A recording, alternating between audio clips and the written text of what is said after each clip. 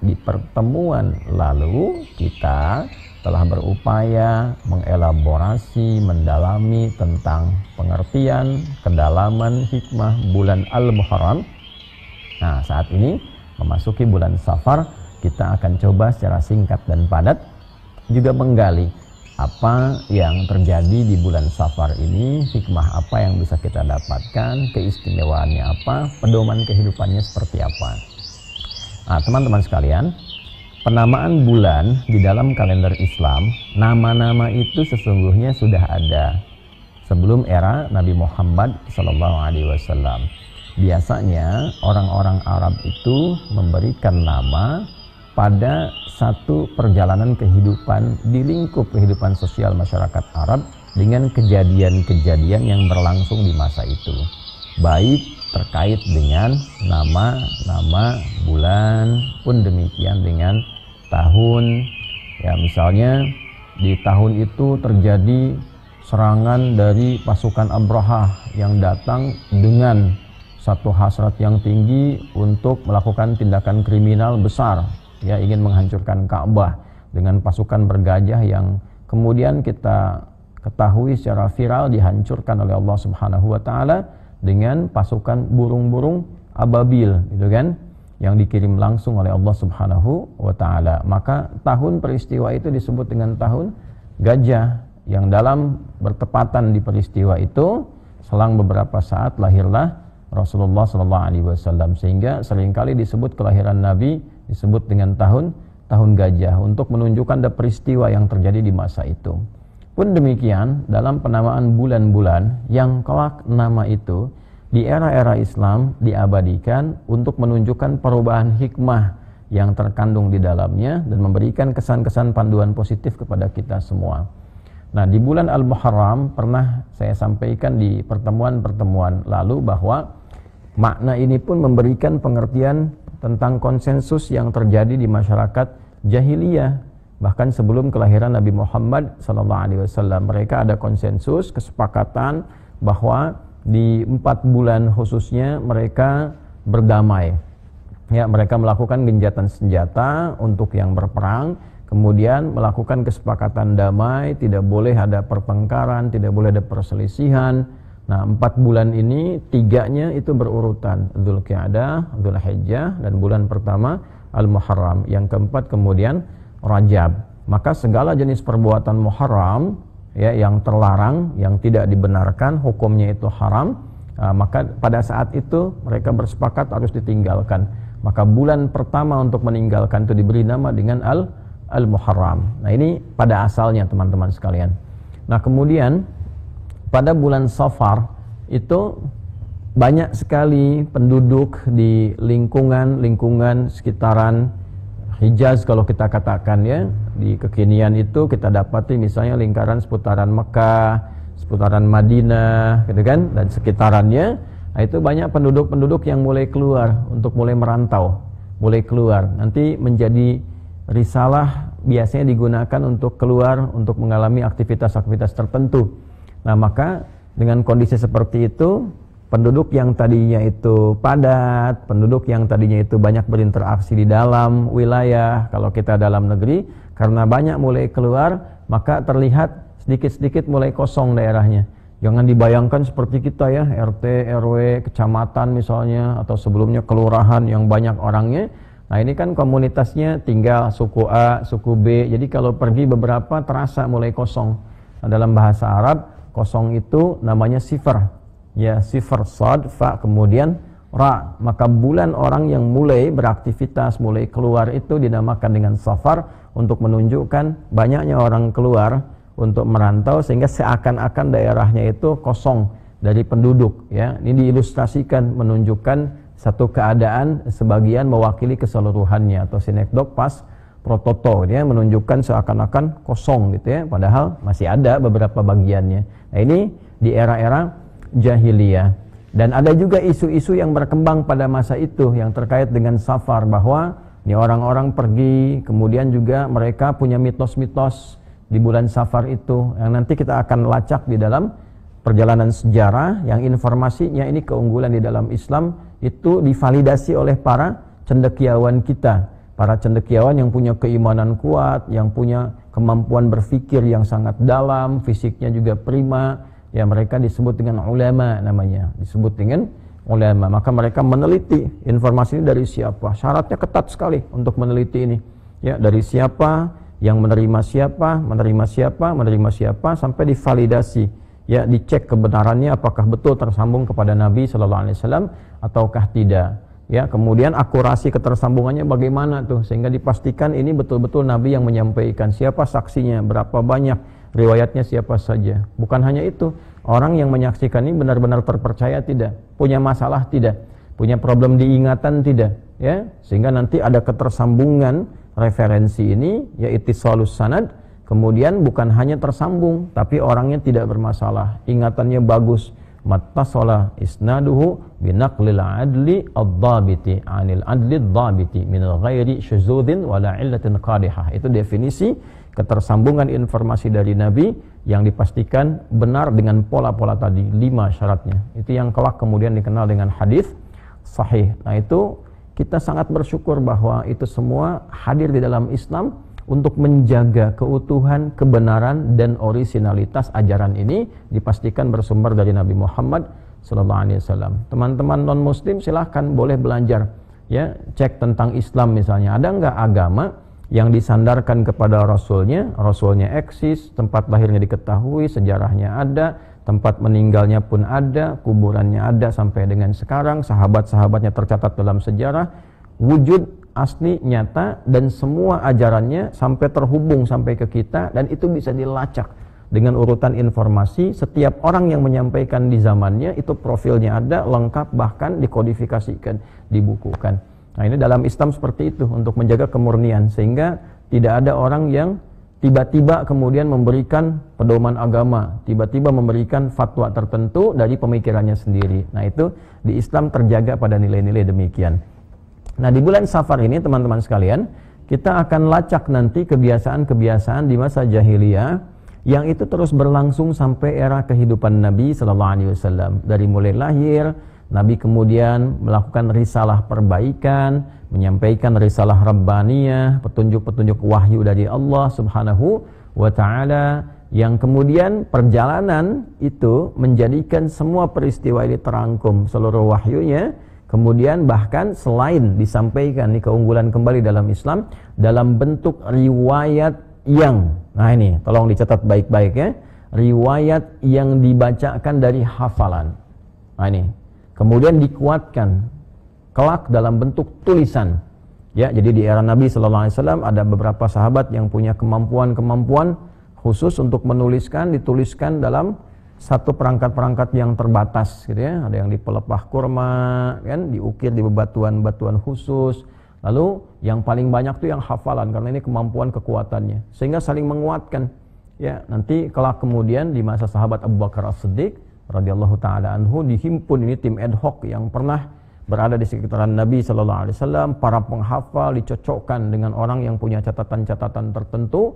Nah, hafalan ini dihimpun, dikuatkan, disambungkan dengan berbagai riwayatnya, dihimpun jadi satu. Itulah yang kemudian menjadi mushaf yang sampai kepada kita saat ini, setelah nanti diperbanyak di eranya Utsman bin Affan radhiyallahu taala anhu, dipinjam mushaf ya dari Ummul Mukminin Sayyidah Hafsah radhiyallahu taala anha, mushaf utama itu yang pernah mengkodifikasikan, lalu digandakan, disebarkan ke beberapa kota-kota besar pada masa itu. Lalu setelah itu diperbanyak sampai ke kita, karena peristiwanya yang terjadi di masa Khalifah Utsman bin Affan. Kita kenal itu semua ya, penyebarannya, perbanyakan itu dengan nama Mushaf Utsmani sampai sekarang. Nah, itu semua bacaannya yang kita bacakan dari hafalan itu sama semua, itu keunggulannya.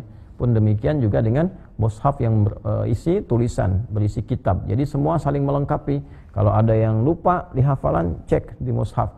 Ya kan? Kalau ada yang salah cetak, dikoreksi dengan hafalan. Itu kekuatan di dalam Islam. Demikian juga penjelasan terkait itu yang bersumber dari Nabi Muhammad SAW, kita akan temukan di dalam hadis-hadis beliau.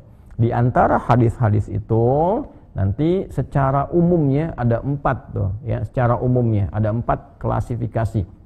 Klasifikasi pertama berisi topik-topik umum kehidupan ya, baik terkait dengan topik spiritual, topik intelektual, topik fisikal, dan topik-topik sosial kehidupan. Nah, itu namanya kitab jami', kitab jami'. Nah, seperti Sahih Al-Bukhari, Sahih Muslim, nah, itu ya. Nah, kalau kita ingin mencari topik-topik terkait dengan susunan hadis berdasarkan bimbingan fikih, ya, tentang air misalnya, tentang tata cara sholat dan sebagainya, itu kitab sunan namanya. Sunan, ya, seperti Sunan Abu Daud misalnya, ya, Sunan An-Nasa'i. Kalau kita ingin mencari hadis-hadis berdasarkan koleksi dari periwayatnya, ini biografinya siapa nih? Oh, ini misalnya sahabat Abu Bakar berapa hadis diriwayatkan, sahabat Umar bin Khattab berapa hadis, ya, dari laki-laki, yang perempuan Sayyidah Aisyah radhiyallahu taala anha berapa hadis, sampai ke sahabat yang remaja misalnya kan, sampai ke anak-anak.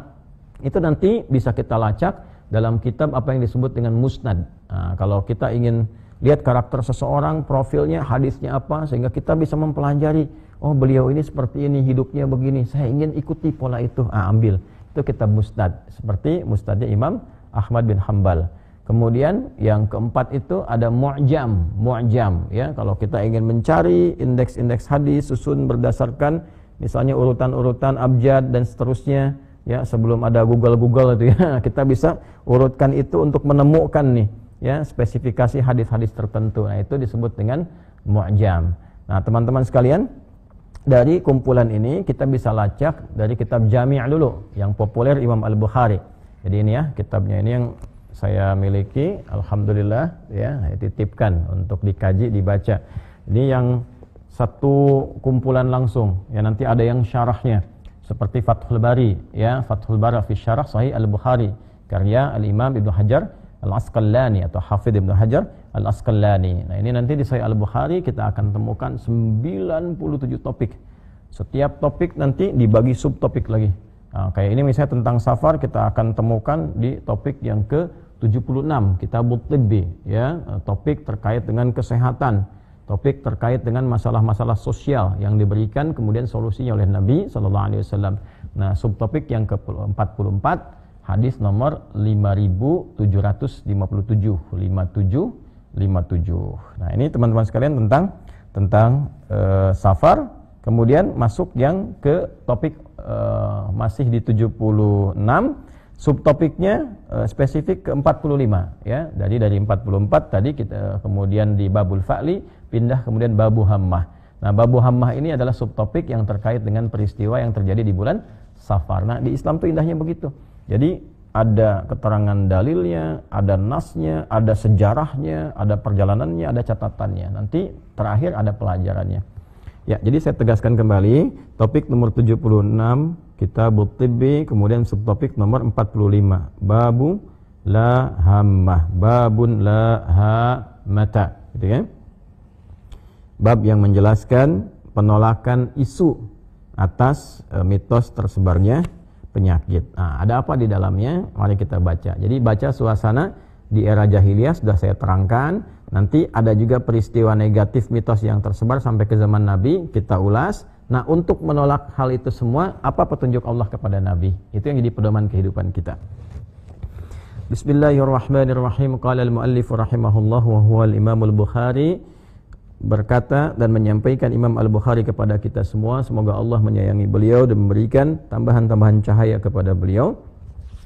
Haddatsana Muhammad ibn al-Hakam, haddatsana an-Nadhr, akhbarana Israilu, akhbarana Abu Hasin an Abi Salih an Abi Hurairah radhiyallahu taala anhu anin Nabi sallallahu alaihi wasallam. Nah, ini keunggulan di kita, alhamdulillah kita syukuri dalam Islam, agama kita terjaga walaupun informasinya informasi seputar peristiwa di masyarakat, terus komen Nabi apa, tapi itu selalu ada silsilah, ya, selalu ada sanad namanya. Orang-orang meriwayatkan dari siapa, dari siapa, dari siapa, dari siapa, dan setiap orang ini bisa ditelusuri, ditemukan profilnya. Nah, nanti ada kitab lain yang membahas tentang ini.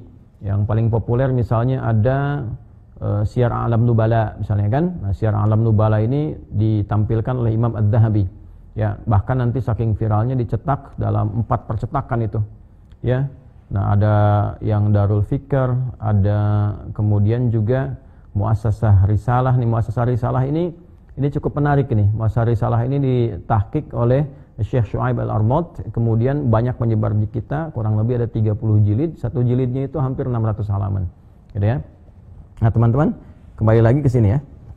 Nah ini enak kalau ngaji kitab, nanti ingat satu referensinya apa, ingat ini referensinya apa. Ini ngaji kitab tuh enaknya begitu ya. Kalau di pesantren lebih enak lagi, kadang-kadang kita dah perpustakaan ambil kitabnya, tunjukin satu-satu gini, analisis hadis.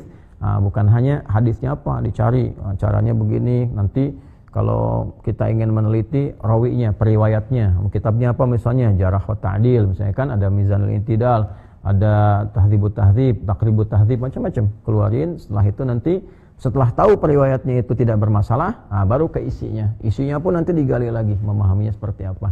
Ini keindahan di dalam Islam sehingga melahirkan disiplin ilmu. Dalam ilmu hadis nanti ada ilmu riwayat, ada ilmu dirayah, ya.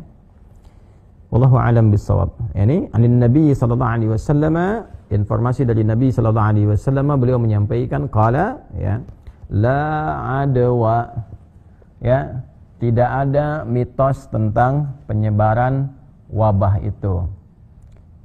Wala tiyarata, tidak ada atau tertolaklah mitos penyebaran tentang kesialan itu. Ya.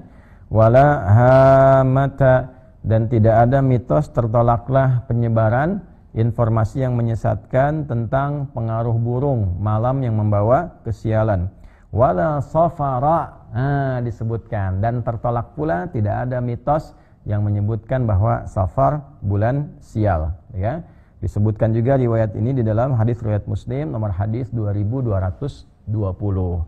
Nah, ada apa yang terjadi? Nah, ternyata teman-teman sekalian, di kalangan masyarakat jahiliyah pada masa itu, ya, kalau kita sebut jahiliyah itu era sebelum Nabi dilahirkan, ya, pada saat Nabi kemudian terlahir, suasana jahiliyah itu pengaruhnya masih menyebar, lalu diperbaikilah oleh Nabi SAW atas petunjuk dari Allah Subhanahu Wa Taala, sehingga merubah karakteristik masyarakat secara sosiologis, secara antropologis, karakternya itu berubah, mereka pribadinya menjadi orang-orang terbaik di masanya yang menginspirasi.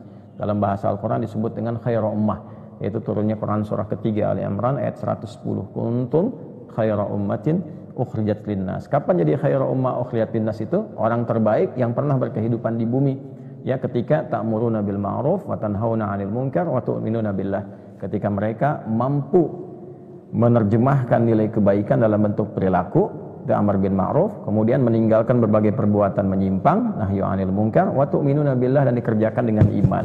Nah, ini maka menjadi yang terbaik. Jadi kalau kita ingin jadi sekarang orang terbaik di masanya, harus mampu berintegritas, mengerjakan segala kebaikan. Jadi dalam kehidupan profesi apapun berusaha menampilkan integritas, jadi yang terbaik, ya, terjemahkan, bekerja yang terbaik, bekerja dengan, ya, segala bentuk dedikasi pengabdian yang maksimal dengan nilai kebaikan, tapi juga mencegah penyimpangan. Jadi apapun, saya jadi ustadz misalnya kan, jadi kiai, ya, menampilkan yang terbaik, ngajar, berusaha yang baik, yang ikhlas, menghindarkan diri dari sesuatu yang tidak Allah sukai, larangan-larangan, misalnya ria, cari popularitas, mencari materi duniawi misalnya kan, menampilkan upaya keunggulan-keunggulan sehingga menjadikan orang-orang itu hanya terpusat pada kita. Itu sesuatu yang tidak baik. Nah, demikian pula mungkin ada yang di birokrasi, ada yang di diplomasi, ada yang menjadi tentara, polisi, jaksa, hakim, menteri, sampai ke level presiden dan seterusnya, ya. Maka sepanjang ini dia, sepanjang menjadi seorang muslim, ingin jadi baik, bangsanya ingin baik, negaranya jadi baik, maka semuanya, pejabat dengan rakyatnya itu harus menampilkan integritas, berusaha menampilkan yang terbaik dan mencegah dari penyimpangan. Dan poinnya, lakukan itu karena Allah, ya, karena iman. Nah, ini supaya tidak pamrih.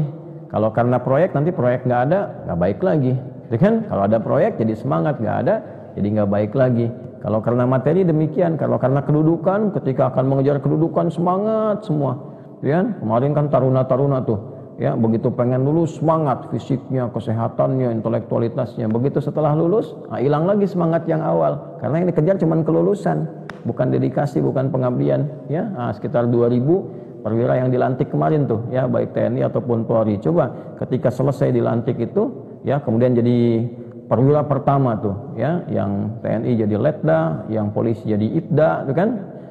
Jadi ketika jadi letnan 2, inspektur 2 gitu kan, inspektur polisi 2. Nah itu sebelum naik lanjutan ke atasnya, coba untuk mendapat itu kan ada disiplin, ada kekuatan intelektual, ada pengorbanan. Nah itu kan latihan untuk dipakai setelah itu.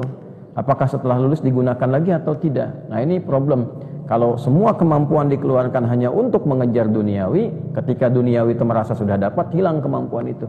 Maka bagaimana caranya? Lakukan karena Allah, karena iman kita, karena kita punya sifat bertuhan. Maka nggak ada pamrih, karena hubungan kita terkoneksi dengan Tuhan.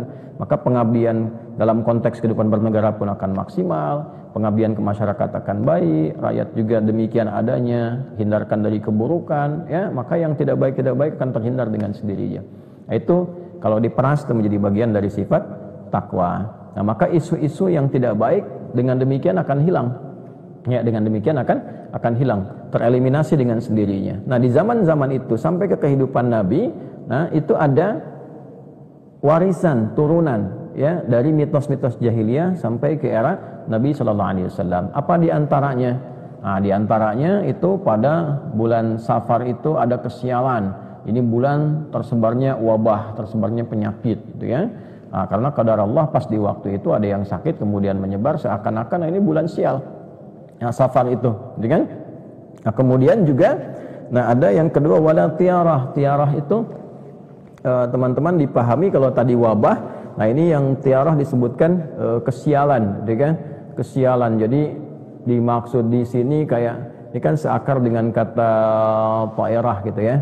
Ta'ir itu artinya burung. Jadi dulu ada mitos kalau ada burung terbang malam-malam, ya hinggap di satu tempat, ya. Nah, maka di burung itu membawa arwah orang meninggal yang belum tenang.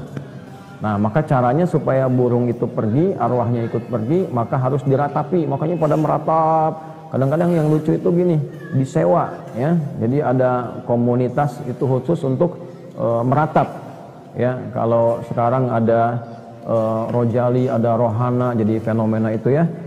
Dulu ada Rokutab, rombongan khusus untuk meratap, ya. Rokutab, rombongan khusus untuk meratap. Dan itu mereka di-hire itu bisa dibayar, khusus untuk nangis aja, nangisin khusus, tuh kan. Nah itu digambarkan kalau menangis itu memberi minum kepada arwah itu, gitu kan, sehingga burung-burung pergi. Itu mitos, ya, mitos tuh Rokutab, rombongan khusus untuk meratap, gitu kan. Nah. Jadi fenomena-fenomena itu menyebar ya.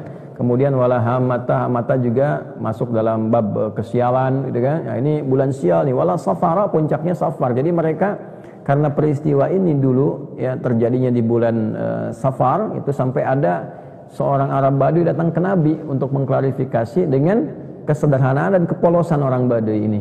Baduy yang dimaksud ini orang-orang padang pasir ya di wilayah Arab, itu disebutnya Badawi.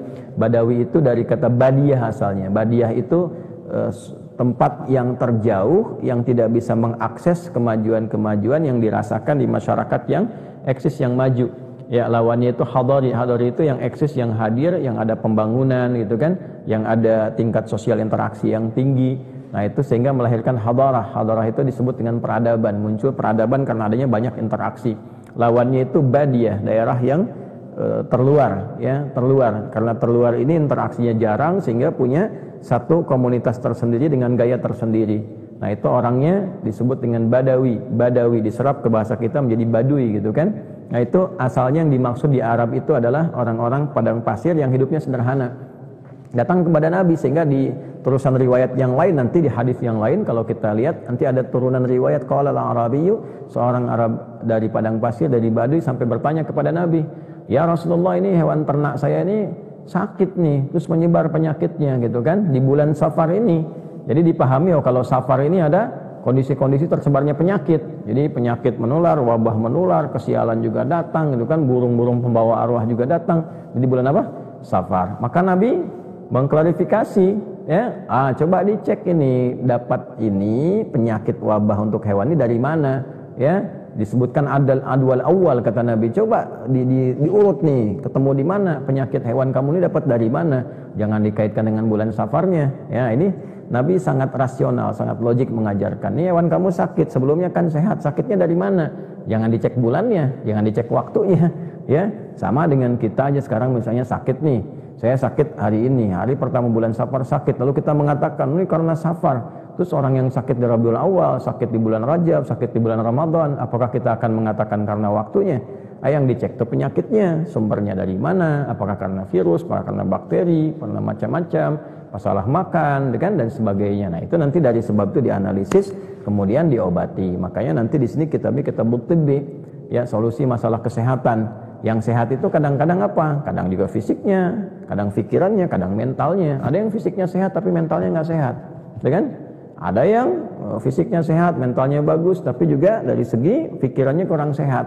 Makanya digabungkan di sini dalam satu keadaan. Nah, teman-teman sekalian, itu mitos yang berlangsung di bulan Safar, ya, pada masa itu. Lalu apa yang terjadi? Nabi dibimbing oleh Allah Subhanahu wa taala, satu, memberikan statement, komentar nabinya. Ini yang kita kenal dengan hadis, bahwa jangan pernah kita menilai dan menyimpulkan bahwa waktu-waktu itu terkait dengan satu hukum tertentu. Kalau muncul ini nanti akan sial, misalnya kan. Terus ini waktu yang bagus. Nah, itu dikoreksi oleh Nabi sallallahu alaihi wasallam. Semua waktu ditampilkan oleh Allah Subhanahu wa taala. Netral, waktu itu netral, ya. Malam ketemu malam lagi, 24 jam berputar seperti ini. Ada siang, ada malam, netral saja.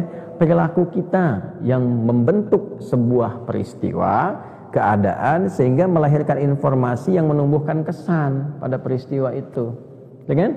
Nah, jadi kadang-kadang dari kesan itu muncul bagus dan tidak bagus. Ya, misalnya ada peristiwa nih, peristiwa bagus kemerdekaan kita di tanggal 17 Agustus 1945. 17 Agustusnya kemudian menjadi inspirasi. Hari kemerdekaan, semua bergembira, ingat lagi perjuangan. Ini bagus nih waktu kita berjuang, ya. 17 Agustusnya sebagai tanggal, sebagai waktu dia netral. Cuma ketika ada perjuangan di situ, ada kemerdekaan, ada pengorbanan, ya, ada berbagai bentuk keteladanan, diambil itu sebagai inspirasi. Ya, di sisi lain misalnya ada peristiwa terjadi yang tidak baik, misalnya di tanggal yang lain, ya, tanggal tertentu ada peristiwa yang tidak bagus, ya, diambil tahunnya misalnya untuk menunjukkan peristiwa yang terjadi itu. Seperti tahun kelahiran Nabi disebutnya tahun gajah, kan?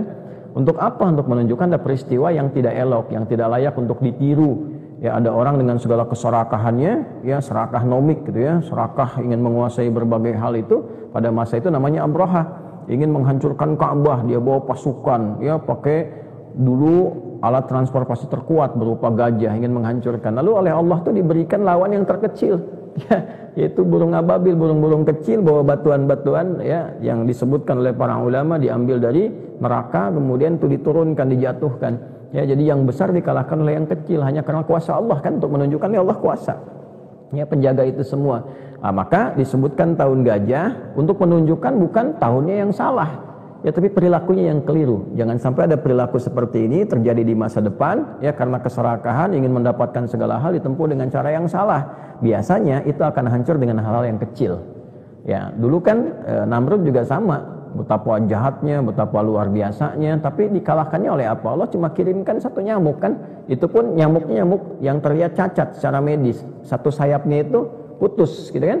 Masuk ke telinga. Nah, kemudian selesai, matinya kan pakai nyamuk aja. Kirimkan, ya, mengaku Tuhan mati sama nyamuk untuk jadi legasi ke depan. Nah, Tuhan matinya sama nyamuk, nyamuknya nyamuk cacat, gitu kan? Nah, ini untuk memberikan satu gambaran, gitu ya. Nah, sama Firaun pun begitu. Ketika Firaun jumawanya luar biasa, kan tenggelam, ditenggelamkan, selesai, ngejar, tenggelam, sehingga nanti jadi kesan ke depan, itu ada Tuhan kok tenggelam, gitu kan. Nah, jadi Allah itu kalau ada peristiwa-peristiwa yang ditampilkan dengan besar, ya, dengan nilai kemanusiaan yang menghadirkan nafsu yang luar biasa, biasanya diselesaikan dengan hal kecil untuk menunjukkan bahwa kekuatan nafsu itu rendah di hadapan Allah. Nah, ini balik terkait dengan Safar, teman-teman sekalian. Nah, jadi Nabi memberikan komentar supaya umat Islam itu berpikir rasional. Ada kewarasan berpikir, ada kesehatan berpikir, bahwa ayo, yang bagus itu susun agenda. Semua waktu itu netral, susun agenda yang baik. Nah, nanti dipandu oleh Allah, dibagi misalnya per 4 bulan, ada bulan koreksi 4 bulan tadi, kan. Kalau kita bagi itu nanti ada bulan kontemplasi untuk merenung, untuk mengoreksi diri, ada bulan menyiapkan agenda, ada bulan mengeksekusi kegiatan, ya. Nanti setelah itu dievaluasi lagi. Nah, demikian adanya, makanya kenapa ada Ramadan, kan, khusus untuk penguatan diri lagi. latihan meningkatkan amal, setelah itu dipraktekkan meningkat di bulan Syawal, kan? Demikian adanya sampai persiapan haji, membangun rencana-rencana besar sebagai bagian proyek dunia dan akhirat. Makanya doanya Rabbana atina fid dunya hasanah wa fil akhirati hasanah. Itu kan doa umum dalam rangkaian haji itu. Ya, rangkaian haji di Al-Baqarah 196 untuk mengawalinya sampai terakhir ketemu nanti 203. Di sela-sela itu ayat 201 itu ada doa yang Rabbana atina fid dunya hasanah. Jadi ada proyeksi-proyeksi. Setelah itu nanti baru beramal, ya, beraktivitas dan sebagainya. Itu keindahan dalam Islam, itu kita dipandu tuh. Wal tanzur nafsu ma qaddamat lighad. Quran surah Al-Hasyr surah 59 ayat ke-18. Jadi setiap kita yang merasa beriman, ya ayyuhalladzina amanu ittaqullah, tingkatkan takwa. Nah, di antara cara meningkatkan takwa itu kan di Quran ditunjukkan kurang lebih ada 240 cara kan. Salah satunya apa? Salah satunya adalah membuat kurikulum kehidupan. Ya, wal tanzur nafsu ma qaddamat lighad. Buktikan ketakwaan engkau itu dengan cara menyusun agenda hidupmu sampai engkau pulang ke akhirat nanti. Oh, dahsyat. Ya, orang cuma punya cita-cita dunia, dalam Islam diajarkan sampai akhirat. Nanti proyeksi akhirat itu diturunkan ke dunia. Ya, misal saya pengen masuk surga Firdaus, nggak apa-apa punya cita-cita tertinggi.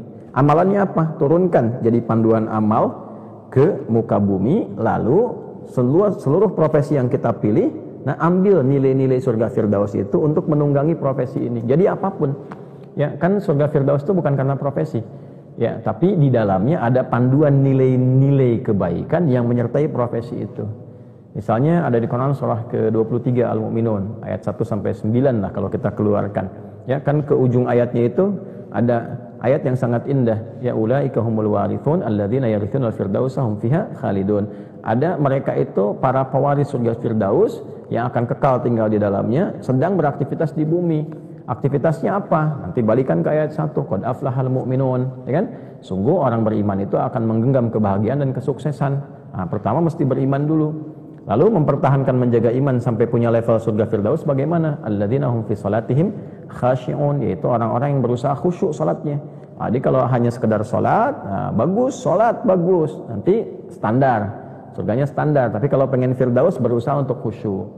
Jadi kalau jadi pejabat khusyuk salatnya, jadi presiden, jadi menteri, gubernur, ya, bupati, wali kota, terus sampai juga pejabat yudikatif seperti hakim misalnya, dari hakim agung sampai hakim-hakim ke bawahnya. Ya, ataupun kemudian ada di organik seperti tentara, dari panglima ke bawahnya, dari polisi dari atas sampai ke bawahnya. Nah, itu memperkuat iman, lalu sholat dengan khusyuk. Jadi apapun bebas, ya, silahkan yang baik-baik, tapi tidak meninggalkan sholat. Bukan hanya tidak meninggalkan, tapi sholatnya khusyuk. Walladzina hum 'anil lagwi mu'ridun. Senang fokus pada yang bermanfaat, yang enggak bermanfaat ditinggalkan. Hal-hal yang enggak penting itu tinggalkan, jauhi. Terlepas dari hukumnya. Ya, misalnya, oh ini derajatnya tidak sampai haram, ini makruh misalnya, tapi bagi kita ini nggak terlalu penting, ya kan? Nah, atau misalnya mubah tapi tidak membawa sifat-sifat untuk kegiatan kita menjadi penting. Nah, itu cenderung dihindari, cari yang penting-penting sesuai kebutuhan kita dan seterusnya. Nah, itu proyeksinya teman-teman sekalian. Maka dibikin agenda seperti itu. Nah, di antara tuntunan yang langsung dipraktekkan, dibimbing oleh Allah. Misalnya apa? Untuk menepis mitos-mitos yang demikian itu, Nabi diperintahkan oleh Allah. Misal dari mulai pernikahan Nabi. Pernikahan Nabi bulan Safar. Ya, Nabi SAW itu menikah dengan Sayyidah Khadijah radhiyallahu taala anha, istri terbaik yang paling mulia, yang semoga kita diberikan kesempatan untuk bisa bersua, ya, dengan ibunda kita Sayyidah Khadijah, tentunya bersama Rasulullah SAW dan seluruh orang-orang terkasih beliau. Ya, itu pernikahannya berlangsung di bulan apa? Safar. Ya, kemudian juga pernikahan putri tercinta Sayyidah Fatimah, ya, dengan Sayyidina Ali bin Abi Thalib radhiyallahu taala anhuma, itu berlangsung di bulan Safar. Nah, jadi Sayyidina Ali bin Abi Thalib menikah dengan Sayyidah Fatimah Az-Zahra itu bulannya bulan Safar di tahun kedua Hijrah. Nah, jadi ditepis nih, nggak ada mitos nih, kan? Nabi menikahnya bulan Safar, kemudian juga putri beliau tercinta Sayyidah Fatimah Az-Zahra menikah di bulan Safar. Nah, lalu ini yang paling menarik nih, hijrah Nabi pun berangkatnya di bulan Safar, nanti sampainya Rabiul Awal. Ya, berangkatnya Safar. Ada yang bahkan detil, ya, melacak sehingga melahirkan angka 27 Safar gitu perjalanan itu. Ya, jadi beliau berangkatnya bulan Safar untuk menunjukkan nggak ada bulan kesialan itu, berangkat Safar. Ya, sampai kemudian di bulan Rabiul Rabiul Awal. Jadi banyak peristiwa-peristiwa yang terjadi. Bahkan Khalid bin Walid tuh panglima besar, masuk Islamnya bulan Safar. Ya Amr bin As masuk Islamnya bulan Safar. Jadi kalau teman-teman yang non Islam ya sudah mendalami Islam, pengen masuk Islam bulan Safar, silahkan, tidak ada masalah. Ini bulan awal nih sekarang, awal Safar gitu kan. Nah, ini bulan baik, semua baik, waktu baik. Jadi pernikahan Nabi, kemudian juga perjalanan hijrahnya Nabi, terus penaklukan Khaybar. Ya, Khaybar itu kan dulu ada Yahudi-Yahudi pongah tuh pada masa itu, ya, yang memonopoli segala aspek sampai nyusun kekuatan militer, milisi, menganiaya, bikin benteng dan sebagainya, memonopoli pasar, ya, terus pasar dibikin semaunya, kapan dinaikin dia naikin, kapan rendahin dia rendahin. Dan mengadu domba masyarakat sekitaran sehingga Aus dengan Khazraj itu selalu bertengkar, yang tadinya akur ya, satu bapak ke atasnya satu hubungan tiba-tiba dipecah gitu ya. Nah, itu mereka berkumpul di benteng namanya Khaybar. Nah, itu ditaklukkan ya oleh Nabi SAW tentunya dengan komunitas masyarakat yang ada pada masa itu, kan udah bangun kesepakatan tuh dengan adanya Piagam Madinah, sudah ada kehidupan bernegara, bermasyarakat kan. Itu penaklukannya di tahun ke-7 Hijrah ya, itu bulannya Safar. Nah, jadi bulan Safar itu teman-teman sekalian, nah itu ada bulan perjuangan. Teman-teman di TNI, Polri gitu kan, TNI pasukan-pasukan, terus di Polri misalnya ada Brimob yang sedang bertugas di beberapa tempat, tugas-tugas negara ataupun yang ada tugas UN, semangat ya, bulan-bulan semangat di berbagai aspek kehidupan. Intinya apa? Semua waktu itu netral, diisi dengan kebaikan-kebaikan. Maka dari itu ketika masuk ke bulan Safar, kita dipandu di dalam Islam. Safar bulan berpikir. Safar bulan merencanakan segala kegiatan, aktivitas kehidupan kita, bikin rencana, bikin yang terukur. Ya, jadi muslim itu terukur, rencananya apa, tahun sekian apa capaiannya. Ini anak-anak di rumah tangga yang satu ini mau jadi apa, sekolahnya bagaimana. Bukan perkara makan aja, bukan perkara main, bukan perkara liburan saja, berkualitas. Jadi muslim itu lebih berkualitas. Ya, jadi kalau kita bikin ungkapan, Anda boleh tuh bikin satu rangkaian kata misalnya. So far so good ya. So far so good ya. Ya, biasanya kan orang bilang so far so good gitu ya. Jauh ini baik-baik saja. Nanti kita ganti so far so good. Nah, so far bagus banget nih. Bulan Safar bagus banget, seperti bulan-bulan yang lainnya pun baik. Oleh karena itu, kalau ingin menghitung pernikahan, boleh silakan hitung tanggalnya tanggal berapa. Yang baik-baiknya itu menurut kesiapan kita. Oh, ini tanggal bagus, baik, karena di tanggal ini saya bisa ambil cuti, di tanggal ini keluarga bisa kumpul. Nah, tapi jangan hadirkan mitos. Oh, ini misalnya tanggal sial nih, kalau tanggal sekian dilangsungkan pernikahan, oh, baru nikah prasmanannya bisa langsung habis ya kan, atau macam-macam. Nah, itu yang seperti itu kalau sudah berislam itu dihindari. Dengan munculnya hadis ini, di mana ditemukan? Di kitab Sahih Al-Bukhari ya. Topik keberapa? 76. Babnya tentang apa? Babnya tentang bab hama ya.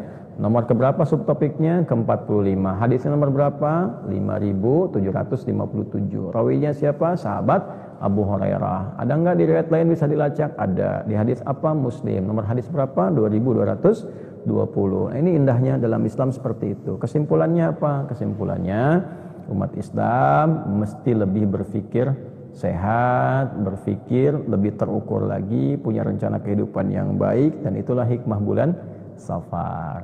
Nah, ini alhamdulillah, jadi seluruh nama, keterkaitan hidup itu semua punya kesan, punya makna, punya ikatan yang bisa membawa kita pada suasana yang lebih baik. Tinggal kembali kepada kita, keinginan kita yang paling utama untuk mengamalkan itu dan memberikan keyakinan penuh untuk selalu meyakini kebenaran Islam, mempraktikkan dalam kehidupan dengan menampilkan kebaikan-kebaikan. Teman-teman, itu yang bisa dibagi kesempatan subuh ini menjelang pagi waktu Indonesia bagian barat, langsung dari Mira. Semoga Allah ridhai. Mohon maaf bila ditemukan tentunya kekurangan-kekurangan dalam penyampaian atau kesilapan informasi, bisa diluruskan, dan silahkan dari kebaikan-kebaikan bisa kita dapatkan, kita pedomani untuk mendapatkan ridha Allah Subhanahu wa ta'ala. Semoga Allah ridhai. Allahumma taqabbal minna innaka antas sami'ul alim, tub 'alaina innaka antat tawwabur rahim. Rabbana atina fid dunya hasanah fil akhirati hasanah wa qina adzabannar. Wa sallallahu ala sayyidina Muhammad wa ala alihi wa sahbihi ajma'in. Wa akhiru da'wana alhamdulillahirabbil alamin. Sebelum saya tutup, saya ingatkan lagi, jangan lupa saudara-saudari kita di Gaza, di Palestina, didoakan ya semampu kita yang terbaik. Kemudian kalau bisa memungkinkan itu kondisi-kondisinya teman-teman bawa ya, di capture, di upload tuh oleh kita ya, misalnya di Instagram, yang punya Instagram, status-status mereka supaya dunia tersadarkan ya. Sekarang kalau cuma keluar bergerak-gerak dan sebagainya nggak peduli mereka ya, tapi dunianya kan sudah digital. Jadi kalau kita ambil gambarnya, kita publikasikan dan sebagainya